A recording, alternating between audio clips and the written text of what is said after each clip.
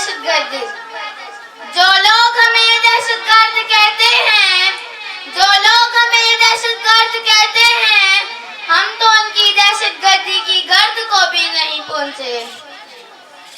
معزز سامعین، اسلام جو تمام انسانوں کے لیے رحمت کا مذہب ہے، ہمارا مذہب اسلام ظلم و جبر، فتنہ، فساد اور قتل و غارت کو بدترین گناہ میں شمار کرتا ہے. دین محمدی ہمارے لیے ہدایت کا سرچشمہ ہے جو ہمیں امن کا پیغام دیتا ہے. اس کے باوجود اگر ہم اپنے اطراف پر طاہرانہ نظر ڈالیں تو ہر طرف دہشت گردی کا بازار گرم ہے. یہ کوئی نئی بات نہیں بلکہ قدیم زمانے سے یہی سلسلہ جاری ہے کہ جب کسی نے حق کی آواز کو بلند کیا تو حق کی مخالفت کرنے والے باطل لوگوں نے دہشت گردی کے بازار کو گرم کیا ہے. اسی طرح جب موسیٰ علیہ السلام نے تمام لوگوں کو اللہ کی عبادت کی طرف بلایا تو فرعون نے ہزاروں جادوگروں کو قتل کرا دیا. لیکن خدا کا کرشمہ تو دیکھیے، دین اور بھی تیزی سے پھیلنے لگا. فرعون کی قوم میں ایک نہیں بلکہ اکثر لوگ ایمان کی دولت سے مالا مال ہو گئے. یہ واقعہ بہت طویل ہے مگر اس کا ایک چھوٹا ٹکڑا یہاں درج کیا جاتا ہے. وہ فرعونی دربار میں ایمان لے آیا. اس نے اپنے ایمان کو پوشیدہ رکھا. ایمان کو پوشیدہ رکھنے کے باوجود اس نے فرعون کی قوم کو یہ تبلیغ کی کہ تم پیغمبر کی مخالفت کیوں کرتے ہو.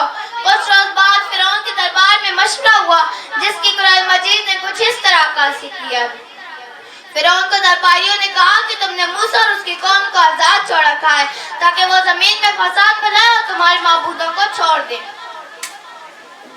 فساد لفظ سے ظاہر ہوتا ہے کہ جہاں فساد ہوتا ہے وہیں پر دہشت گردی بھی جنم دیتی ہے، کیونکہ دہشت گرد اپنے قول و فعل کو دنیا کی اصلاح کا ضامن ٹھہراتے ہیں.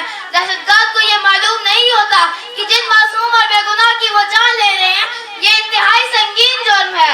قرآن مجید میں بھی ایسے لوگوں کے بارے میں ارشاد ہے کہ جس نے کسی ایک مومن کو جان بوجھ کر قتل کیا اس کی سزا صرف جہنم ہے.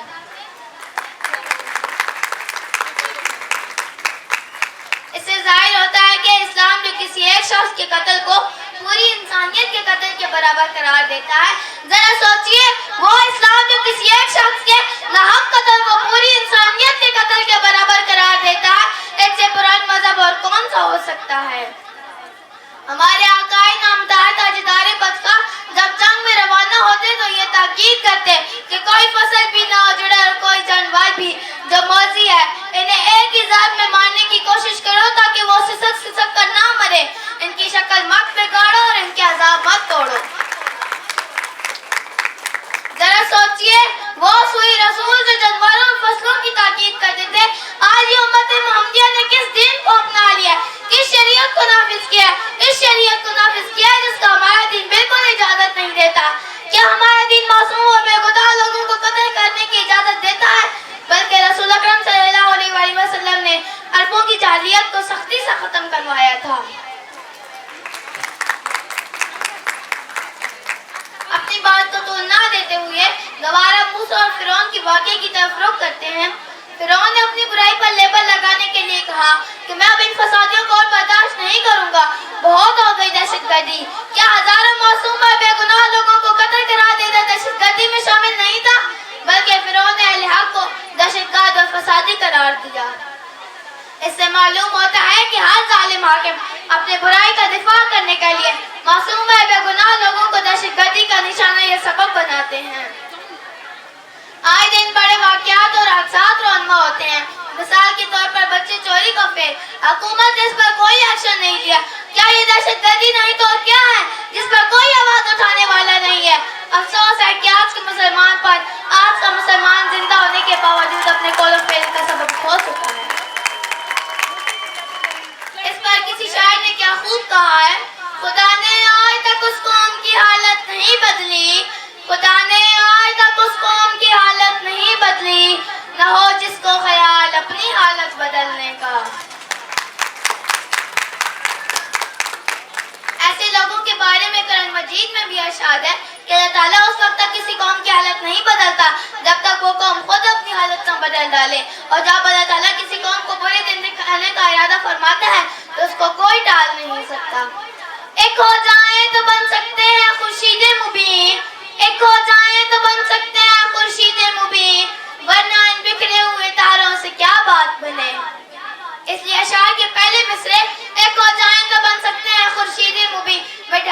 اشد ضرورت ہے.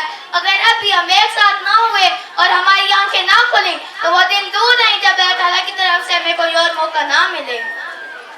اس لیے ہمیں مل کر دہشت گردوں کو بائیکاٹ کرنا چاہیے. اور اگر اب بھی ہم ایک ساتھ نہ ہوئے اور اسی طرح منتشر رہے تو یہ کہنا بے جانا ہوگا کہ اشعار کا دوسرا مصرع ورنہ ان بکھرے ہوئے تاروں سے کیا بات بنے شاید ہمارے لیے بنا ہے.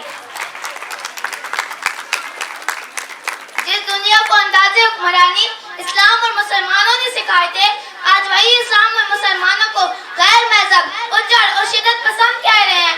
غیر مسلم یہ سمجھتے ہیں کہ علم و عرفان انہی کی میراث ہے حالانکہ اسلام کی خوبیوں کو وہ مانتے اور اس سے متاثر بھی ہوتے ہیں. آخر میں اللہ تعالیٰ سے یہ دعا ہے کہ ہم سب کو دہشت گردی جیسے فعل سے محفوظ رکھے اور اسلامی تعلیمات پر عمل پیرا ہونے کی توفیق عطا فرمائے. آخر میں شعر سے اپنے کلام کا اختتام کرتی ہوں. جس دور پہ نازاں تھی دنیا اب ہم وہ زمانہ بھول گئے. اوروں کو جگانا یاد رہا خود ہوش میں آنا بھول گئے. منہ دیکھ لیا آئینے میں پر داغ نہ دیکھا سینے میں. جی ایسا لگایا جینے میں مرنے کو ہم سب بھول گئے.